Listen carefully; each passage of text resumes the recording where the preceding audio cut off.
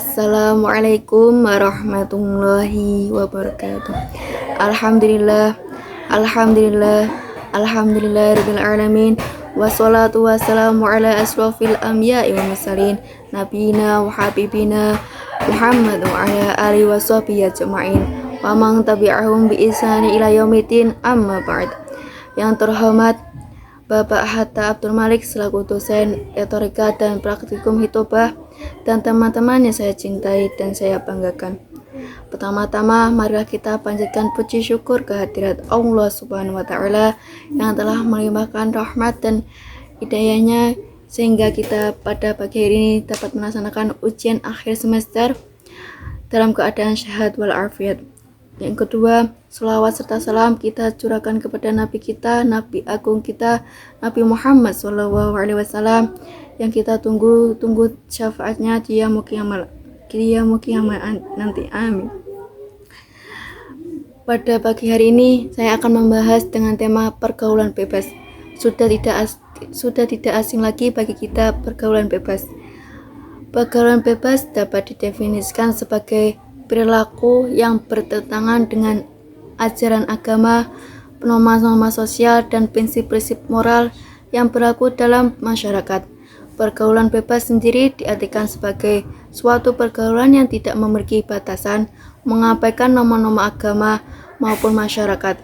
Karena itu, pergaulan bebas cenderung mengarah pada hal-hal yang negatif seperti seks bebas, pemakaian narkoba, dan lain-lain. Dalam pergaulan bebas, seringkali tidak ada komitmen dalam jangka panjang antara individu yang terlibat. Hubungan tersebut didasarkan pada keinginan saat ini, kesenangan duniawi, atau dorongan nafsu tanpa mempertimbangkan nilai moral dan konsekuensi dalam jangka panjang. Hadirin hadirat yang dirahmati Allah, penting bagi diri kita sendiri, lingkungan maupun masyarakat untuk memahami bahwa pergaulan bebas bukanlah nilai atau praktik yang dianjurkan dalam agama dan norma-norma sosial yang sehat. Sebaliknya, agama dan nilai-nilai sosial yang kuat mengajarkan pentingnya menjaga kesucian, membangun hubungan yang bermakna, dan menghormati batasan-batasan yang ditetapkan untuk melindungi individu dan masyarakat secara keseluruhan. Pergaulan bebas sudah menjadi salah satu masalah yang serius yang semakin meresahkan masyarakat. Fenomena ini telah menghancurkan nilai-nilai moral, mengancam keutuhan keluarga, dan merusak generasi muda. Hal ini meliputi hubungan seksual di luar pernikahan, pergaulan yang tidak terkendali, penggunaan narkoba, dan perilaku destruktif lainnya. Bebas yang dimaksud yaitu dapat menjangkiti siapapun. Ini merupakan penyakit yang menyerang pribadi-pribadi labil seperti para remaja. Mereka mencoba apapun tanpa memedulikan batasan yang sudah ditetapkan oleh agama, lingkungan sosial, dan hukum. Hadirin hadirat yang dirahmati Allah, remaja-remaja kita yang merupakan generasi penerus bangsa yang telah dibutakan dengan budaya-budaya barat yang bebas. Mereka bergaul tanpa adanya batasan, tidak lagi mengenal mana yang benar dan mana yang salah.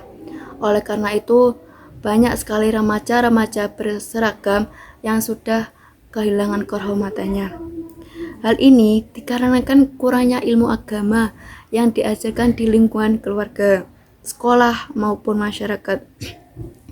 Lamanya iman dan kurangnya pemahaman agama yang kuat bagi remaja juga dapat menjadi salah satu penyebab terjadinya pergaulan bebas.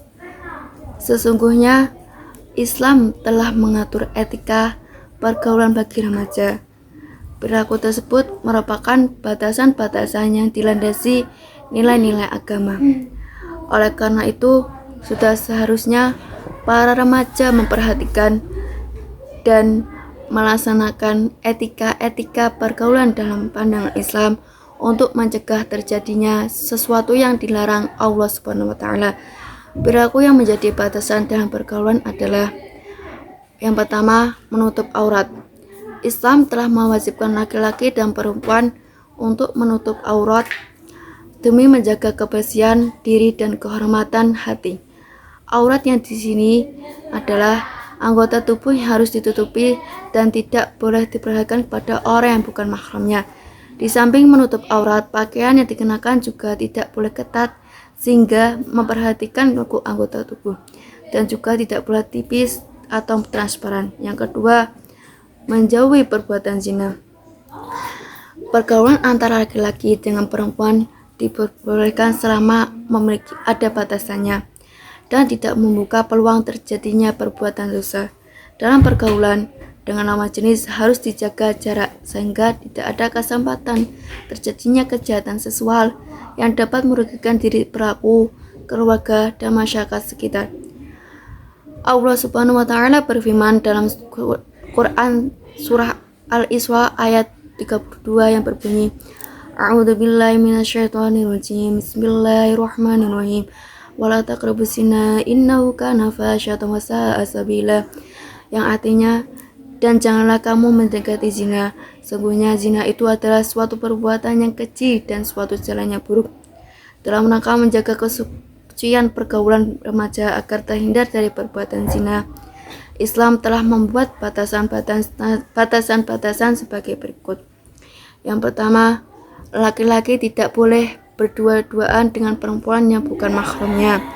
Jika laki-laki dan perempuan di tempat sepi, maka yang ketiga adalah setan. Mula-mula saling berpandangan, lalu berpegangan, dan akhirnya menjurus pada perzinahan. Itu semua adalah bujuk rayu setan. Yang kedua, laki-laki dan perempuan yang bukan muhrim tidak boleh bersentuhan secara fisik.